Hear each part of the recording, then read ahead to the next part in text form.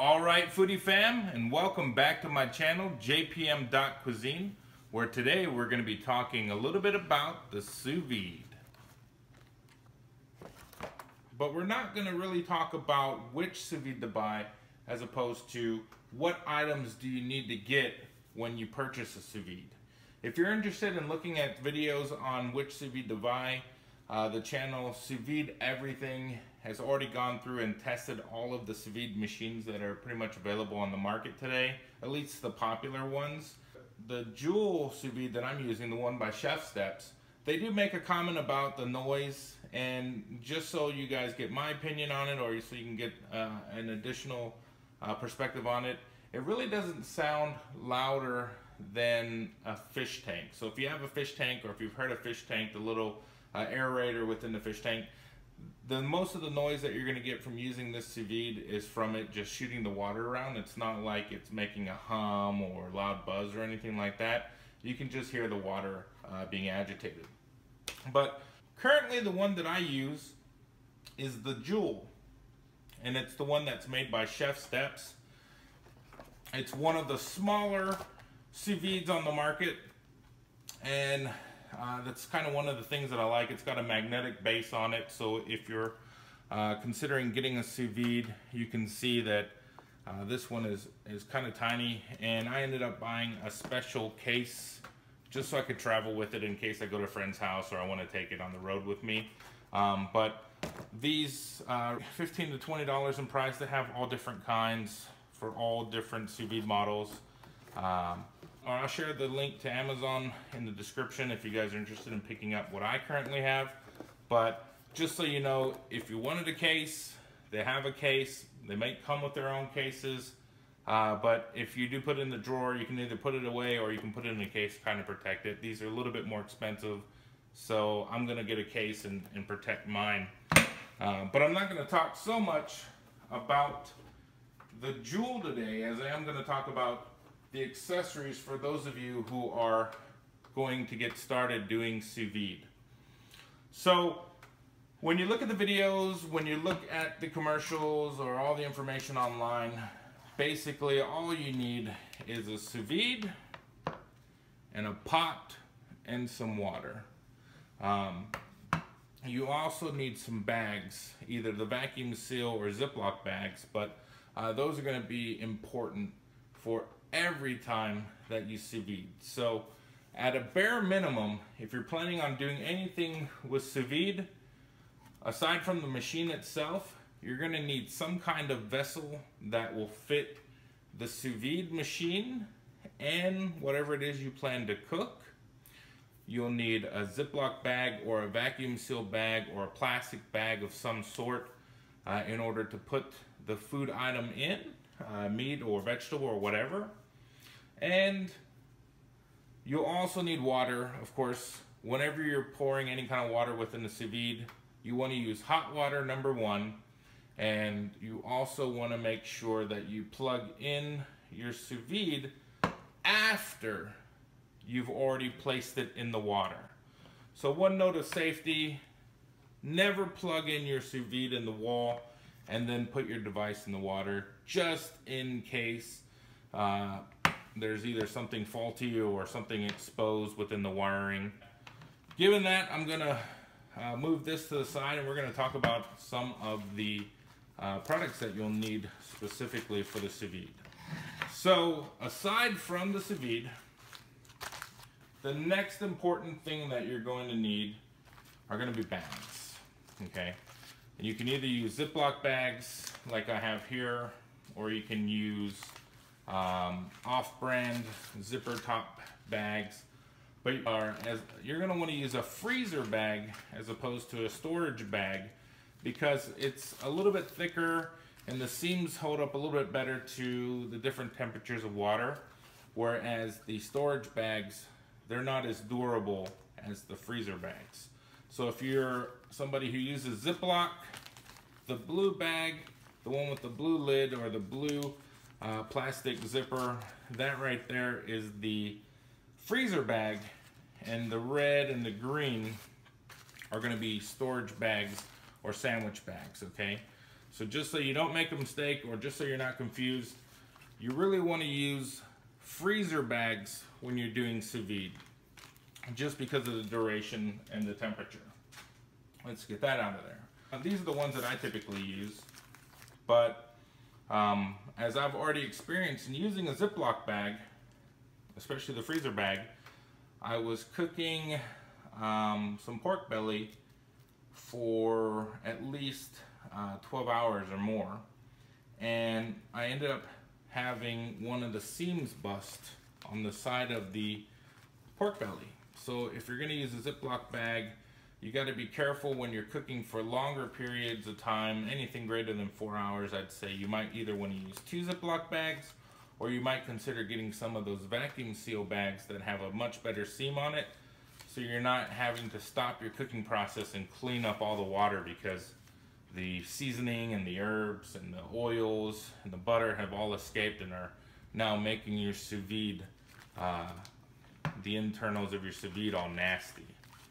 So anytime you're going to cook something in sous vide, just to recap, you're always going to need a bag of some sort. Now let's talk a little bit about the bag itself. When I first purchased my sous vide, I considered getting the vacuum seal bags. And they have different models out there that you can purchase and get. I ended up buying one, but I returned it just because I ran into some issues with the vacuum sealing itself. It would suck a lot of the marinade into the vacuum, the little vacuum chamber, and then it also didn't have a manual vacuum option. So it was a preset duration of how much it would suck out, and then it would seal. And what I found was sometimes there would be air bubbles or gaps, even though I'm pressing it out and trying to help, that it wouldn't suck everything out, and it would seal before, so I'd have a whole bunch of air left into the bag. And the thing about the vacuum bags, you know, depending on the size of meat or whatever you're putting in there, that can be a nightmare in itself, just trying to find a bag that will fit, making sure that you keep the edge of the bag dry so that the sealer can heat up the bag, because if you don't get a good seal on that bag, you put it into the sous vide, next thing you know, you've got water going into your food and you've got marinade or seasoning coming out of the bag, and it just becomes a really messy deal. With a zipper bag, you can either zip them or not, but as you place whatever you have in the bag in the water is going to help to push some of the air out. So you're going to see that it's almost going to make like a mini vacuum itself. And then depending on which tub or pot that you're using, sometimes you can just hang the lip of the bag over the edge and use a binder clip or something, or a clothespin just to keep it from going into the water. But the most important thing when you're cooking in a bag in sous vide is that it has to be submersed under the water so that it can cook properly. Anything that floats to the top or any kind of air that's around whatever food item could potentially create a risk, because it's not exposing the surface of whatever it is you're cooking to the water itself. So you're gonna also have to end up getting either some weights or finding some kind of weights around the house to help keep things weighted down. Larger pieces of meat tend to create more air pockets within your bags, and that air pocket then allows it to raise up, especially if you have to put a larger meat in 2 bags. So if you have to put a bag in a bag, you're almost always guaranteed that you're gonna have some bubbles in there and some pockets of air that's gonna help that thing float. Whenever I'm cooking, I have a potato masher that I help to push things down, and this kind of has some weight to it that will allow certain things to just stay under. I want to put it on gently and just hope that, you know, with this lip, it can stay on top of whatever it is and keep it down underneath the water. So a potato masher, really awesome tool that you can use. Some utensils like spatulas, other things like bricks.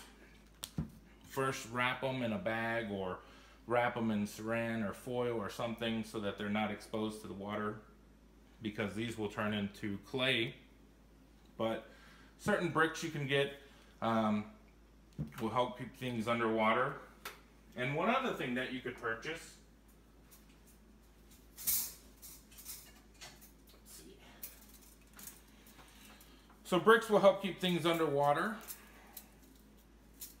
If you don't have it, you can sometimes get rocks. They sell eggs and all these different kinds of weights. But the next thing that you can consider getting is a rack. So watching Sous Vide Everything, they've got, they use a brand called Lipavi, and they have several of these racks. They have at least 3 or 4 different rack offerings from Lipavi on Amazon that you can purchase. And basically what they do is they allow you to create a stand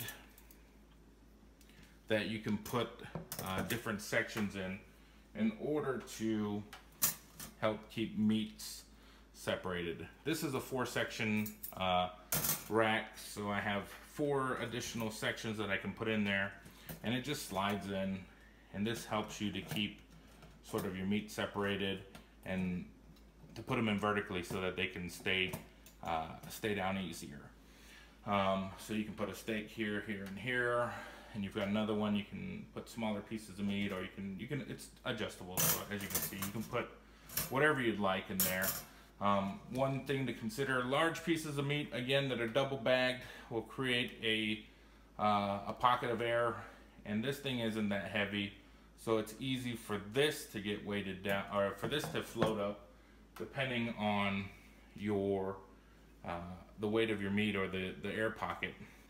So sometimes I'll use this in conjunction with this, where I'll add some additional weight and I can just sort of put them in together, and this creates sort of a top lid to keep whatever I have in there from going up. Sometimes you can use a carving fork, and you can put the carving fork in under here and one of the teeth under here, and it creates sort of a lock for it so it doesn't go up. Again, but if it's got a big enough air pocket, this rack can in fact and will float. So you've got to be careful of that. But again, I'll share the links to everything that I have so you can see them. These are pretty nice. They're nice and compact. They make it a lot easier than trying to fish around and put a spatula, or trying to put a brick or something on a bag and having them fall off in the middle of the cooking. So this rack, you want to make sure that the meat's not covering this hole. So if you put it in like this, there's a potential that the bag of whatever it is can block this. So what I tend to do is put it in sideways so that I've got a buffer between this rail and that little outlet, so that the water can still flow freely without being impeded by a bag. So that means that the bag will be in this way as opposed to that way. Okay? So you'll need some bags. Zipper bags are awesome. They're cheap. This rack, these things go for like 40 or 50 online, but they're worth it. But it saves you from frustration. And the next thing you'll need to buy a lot of are paper towels. Paper towels are going to be essential for whenever you're cooking something with a sous vide. Because after you cook it with a sous vide, especially if it's some kind of meat, you're going to have to sear and brown the meat. And that means you're going to have to take it out of the bag, and you're going to have to pat it dry. So be prepared to go through quite a bit of paper towel rolls and Ziploc bags when you're sous videing, because these are going to be a necessity for everything that you cook. Everything you cook, you're going to sear, unless it's some kind of vegetable, of course. But the majority of everything you're going to cook is going to require you to dry it off before you sear it. And this is going to be a commodity that you're going to run through very quickly in your house, as I've learned. Okay. So, what do you need after that? Well, with most sous vides, they'll fit in any kind of vessel. However, if you're shopping on Amazon, you'll know that they sell all kinds of sous vide vessels. And the one that I have is a Rubbermaid 12-quart sous vide vessel, or a tub. It's a food grade tub, and if you notice, the rack fits in there and the sous vide will just clip into place. And this allows me to have enough space for this sous vide, for the food that I'm cooking, and for this rack. It's 12 quarts. You do have to be aware of displacement. As you put something in, it's going to cause the water to rise. So with this, I get a few, I usually start around 8 or 9 quarts. And then whenever I put something in, typically it'll push up to the 12 quart. And I get a little bit of a buffer before I make a huge mess. Okay. So if you're cooking for short term, this isn't a problem at all.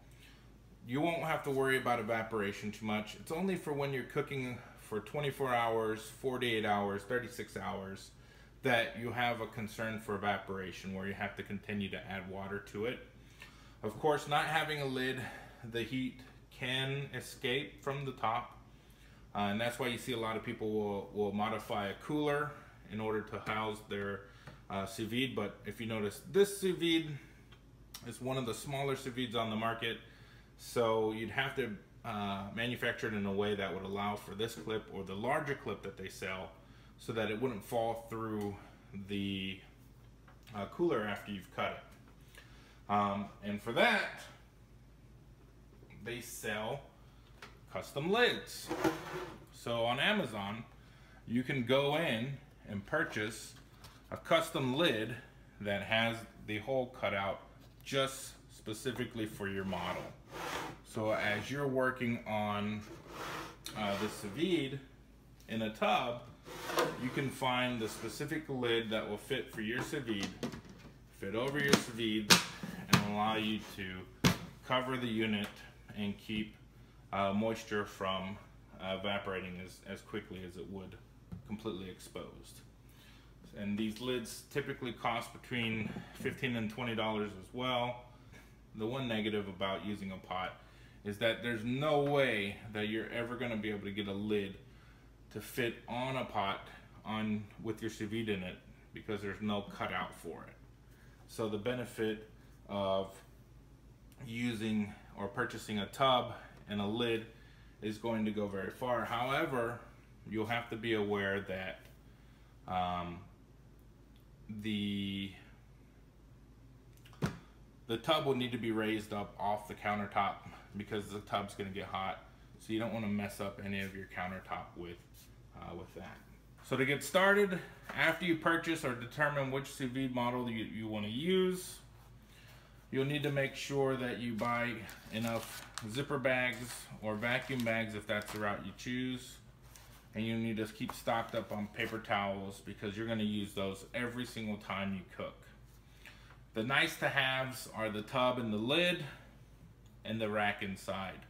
I went through several weeks without using the rack, but the first thing that I purchased was the tub and the lid with the sous vide, because I knew that I was going to be doing some longer term cooking, and I needed to find a way that I could minimize evaporation with the cooking, and this is just a little bit more convenient. Again, it's another $40 on top of whatever it is that you're buying, so you may have to plan for that, but you'll need to budget. Everybody typically has paper towels, but you'll go through them way more quickly. I typically burn through at least one bag, for a few steaks, or at least 2 or 3 bags every time I'm cooking with sous vide, and not so much an entire roll, but maybe a 1/6 or 1/8 of a roll if I don't have any mistakes, or if I'm very conservative with my paper towel usage. Outside of that, be prepared with some kind of vessel to take, when you take your bag out, it's going to have liquid in it. So you're gonna need some kind of vessel to hold this so that it doesn't spill out when you take the meat out. Because as you pull the meat out, there's gonna be leftover residual liquid.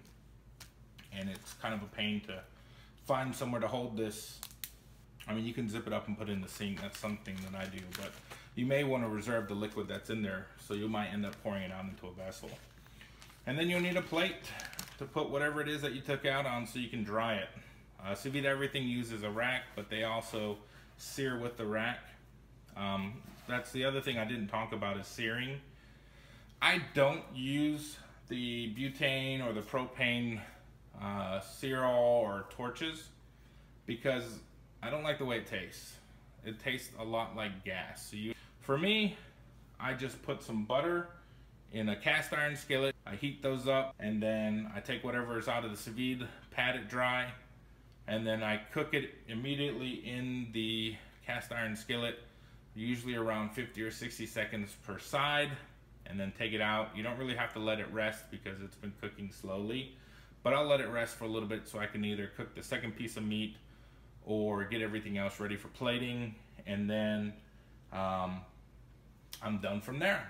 So I hope you find this video helpful, especially for those of you who are considering doing a sous vide first time. In the description, I'll give you guys details on everything that I use. All right, love to hear your comments. Share your experiences with sous vide. If there's anything you felt that I missed or anything that you think another viewer might need, feel free to share that in the comments. And again, thanks for watching, and we'll see you next time. Bye-bye.